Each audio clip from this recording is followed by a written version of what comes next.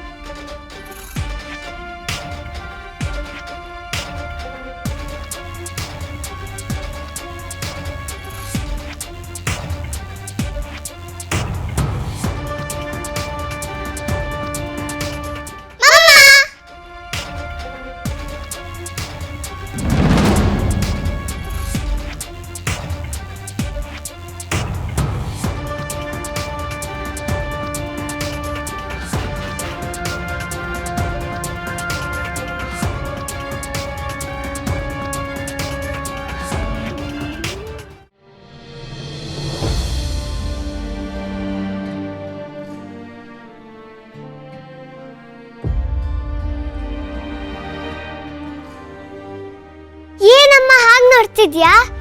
ನಾನು ಹಿತಾ. ನಂಗೀಗ ನೀನ್ ಕಾಣಿಸ್ತಿದ್ಯಾ? ನಾನು ನಿನ್ನನ್ನು ಎಷ್ಟು ಮಿಸ್ ಮಾಡ್ಕೊಂಡಿದ್ದೆ ಗೊತ್ತಾ?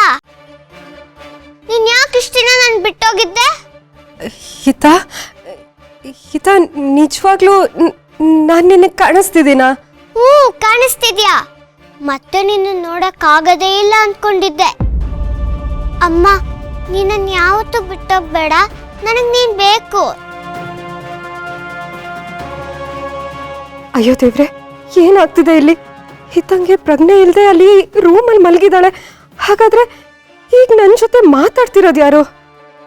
ಅಮ್ಮ, ಅವಾಗ್ಲಿಂದ ನಾನೇ ಮಾತಾಡ್ತಿದ್ದೀನಿ, ನೀನೇನಾದ್ರೂ ಹೇಳು. ಅಮ್ಮ, ನನಗೆ ನಿನ್ ಕೈ ತುತ್ತು ತಿನ್ಬೇಕು, ನಿನ್ ಮಡ್ಲಲ್ಲಿ ಮಲ್ಕೋಬೇಕು, ನಿನ್ ಹಾಡು ಕೇಳಬೇಕು, ನಿನ್ ಜೊತೆ ಆಟ ಆಡ್ಬೇಕು ಅಂತ ಎಷ್ಟೆಲ್ಲ ಆಸೆ ಇದೆ ಗೊತ್ತಾ? ಆದ್ರೆ ಎಷ್ಟು ದಿನ ನೀನ್ ಇಲ್ಲೇ ಇರ್ಲಿಲ್ಲ. ಈಗ ನೀನ್ ಬಂದಿದ್ಯಲ್ಲ, ನೀನ್ ನನ್ನ ಬಿಟ್ಟೋಗ್ಬೇಡ.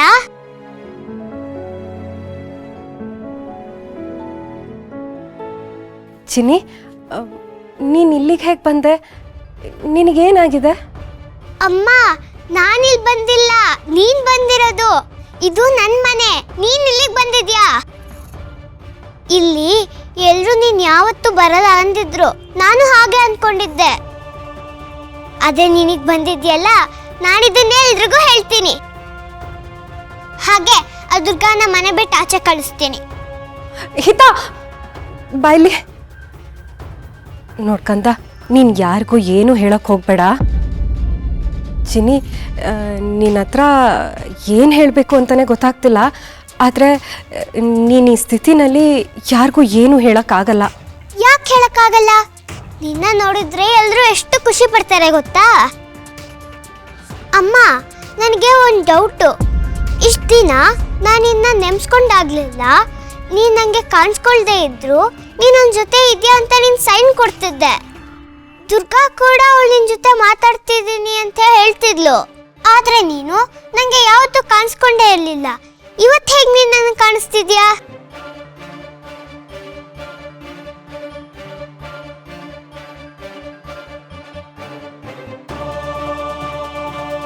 ಅಯ್ಯೋ ದೇವ್ರೆ, ಏನಿದಲ್ಲ? ಕೋಮಕ್ಕೆ ಹೋಗಿರೋ ಹಿತಾಳ ಆತ್ಮ ಹೇಗೆ ಆಚೆ ಬರೋದಕ್ಕೆ ಸಾಧ್ಯ? ಎಲ್ಲರೂ ಹಿತ ಆದಷ್ಟು ಬೇಗ ಗುಣ ಆಗ್ತಾಳೆ ಅಂತ ನಂಬಿಕೆ ಇಟ್ಕೊಂಡಿದ್ದಾರೆ. ಆದರೆ ಇಲ್ಲಿ ನೋಡಿದ್ರೆ ಪರಿಸ್ಥಿತಿ ಬೇರೆ ರೀತಿನೇ ಇದೆಯಲ್ಲ. ಅಂದರೆ ಹಿತ ಅಪಾಯದಲ್ಲಿದ್ದಾಳ. ಪಾಪ, ನನ್ನ ಹಿತ ಪುಟ್ಟಿಗೆ ಅವಳಿಗೆ ಏನಾಗಿದೆ ಅಂತಲೇ ಗೊತ್ತಿಲ್ಲ. ನನ್ನ ಮಗಳಿಗೆ ನಾನು ಕಾಣಿಸ್ತಿದ್ದೀನಿ, ಅವಳ ಜೊತೆ ಮಾತಾಡ್ತಿದ್ದೀನಿ ಅಂತ ನಾನು ಸಂತೋಷ ಪಡಬೇಕಾ ಅಥವಾ ದುಃಖ ಪಡಬೇಕಾ? ನನಗೊಂದು ಗೊತ್ತಾಗ್ತಿಲ್ಲ. ತಾಯಿ ದುರ್ಗೆ, ಏನಿದಲ್ಲ? ಏನಾಗ್ತಿದೆ ನನ್ನ ಮಗಳಿಗೆ? ದಯವಿಟ್ಟು ನನ್ನ ಪ್ರಶ್ನೆಗಳಿಗೆ ಉತ್ತರ ಸಿಗೋ ಹಾಗೆ ಮಾಡು. ಯಾವುದೇ ಕಾರಣಕ್ಕೂ ಹಿತಾಪುಟ್ಟಿಗೆ ಏನೂ ಆಗ್ಬಾರ್ದು. ಅಮ್ಮ, ಏನ್ ಯೋಚನೆ ಮಾಡ್ತಿದ್ಯಾ? ಹೇಳು. ಇಷ್ಟ ದಿನ ನೀನೇನಕ್ಕೆ ನನಗೆ ಕಾಣಿಸ್ತಿರ್ಲಿಲ್ಲ? ಚಿನ್ನಿ, ಅದನ್ನೆಲ್ಲ ಆಮೇಲೆ ಹೇಳ್ತೀನಿ. ಆದರೆ ನೀನು ರೋಡ್ನಲ್ಲಿ ಪ್ರಜ್ಞೆ ತಪ್ಪಿ ಬಿದ್ದಿದ್ಯಲ್ಲ, ಅದಕ್ಕಿಂತ ಮುಂಚೆ ಏನಾಗಿತ್ತು? ನಿನ್ನ ಜೊತೆ ಯಾರಿದ್ರು? ನೀನು ಅಲ್ಲಿಗೆ ಯಾಕೆ ಹೋದೆ ಅಂತ ಏನಾದರೂ ನೆನಪಿದ್ಯಾ?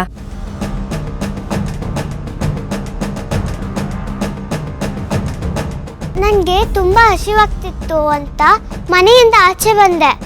ಆಗ ಅಲ್ಲೊಬ್ಳು ಹಣ್ಣು ಮಾರ್ತಾ ಇದ್ಲು ಅಮ್ಮ. ಅವರು ನನಗೆ ಫ್ರೀಯಾಗಿ ಹಣ್ಣು ಕೊಟ್ಟರು. ನಾನು ಅದನ್ನು ತಿಂದೆ. ಆಮೇಲೆ ನಂಗೆ ಯಾಕೋ ತಲೆ ಸುತ್ತು ಬಂದಂಗಾಯ್ತು. ಅಷ್ಟೇ ನಂಗೆ ನೆನಪಿರೋದು.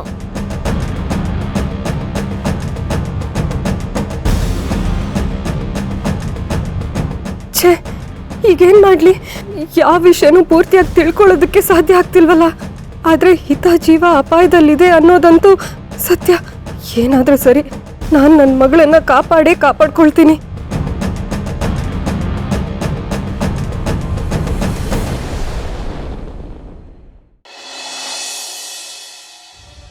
ಪುಟ್ ಮೇಡಮ್ಗೆ ಏನೂ ಆಗಬಾರ್ದು. ಅವಳು ಆದಷ್ಟು ಬೇಗ ಹುಷಾರಾಗಬೇಕು. ಪಾಪ, ಏನು ಗೊತ್ತಿಲ್ಲದೆ ಇರೋ ಪುಟ್ಟ ಮಗು ಅವಳು. ಅಂಥವಳ ಮೇಲೆ ಈ ಮಾಳ್ವಿಕ ಜಿತ್ ಸಾಧಿಸ್ತಿದ್ದಾಳಲ್ಲ. ಛೇ,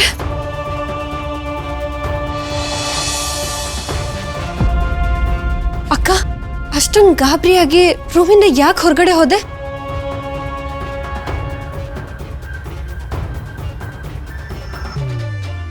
ನನಗೆ ಗೊತ್ತಕ್ಕ, ನಿನ್ನ ತಲೆಯಲ್ಲಿ ಏನು ಓಡ್ತಿದೆ ಅಂತ. ಪುಟ್ ಮೇಡಮ್ಗೆ ಏನೂ ಆಗಲ್ಲ, ನೀನು ಯೋಚನೆ ಮಾಡಬೇಡ ಅಕ್ಕ. ದುರ್ಗಾ, ನನಗೆ ಯಾಕೋ ತುಂಬ ಭಯ ಆಗ್ತಿದೆ. ಅಕ್ಕ, ಸಮಾಧಾನ ಮಾಡ್ಕೊ. ಪುಟ್ ಮೇಡಮ್ ಎಚ್ಚರ ಆಗ್ತಿಲ್ಲ ಅಂತ ನಮ್ಮೆಲ್ರಿಗೂ ಭಯ ಆಗ್ತಿದೆ. ಆದರೆ ನೀನೇ ಇಷ್ಟೊಂದು ಹೆದರ್ಕೊಂಡ್ರೆ ಹೇಗೆ ಹೇಳು?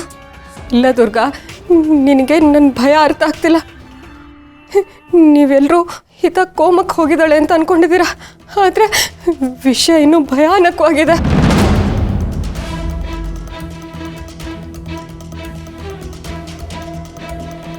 ಏನು ಹೇಳ್ತಿದ್ಯಾ ಅಕ್ಕ? ವಿಷಯ ಇನ್ನೂ ಭಯಾನಕವಾಗಿದೆ ಅಂದರೆ ಏನರ್ಥ?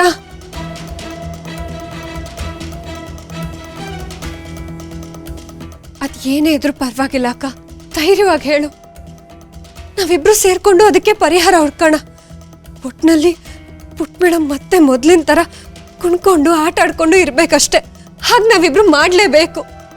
ದುರ್ಗಾ ಹಿತಂಗೆ ಎಚ್ಚರ ಆಗತ್ತೆ ಅಂತ ನನಗನ್ನಿಸ್ತಿಲ್ಲ. ಅವಳಿನ್ ಯಾವತ್ತೂ ಜಗತ್ತನ್ನೇ ನೋಡೋದಕ್ಕೆ ಸಾಧ್ಯನೇ ಇಲ್ಲ ಅಂತ ಅನ್ನಿಸ್ತಿದೆ.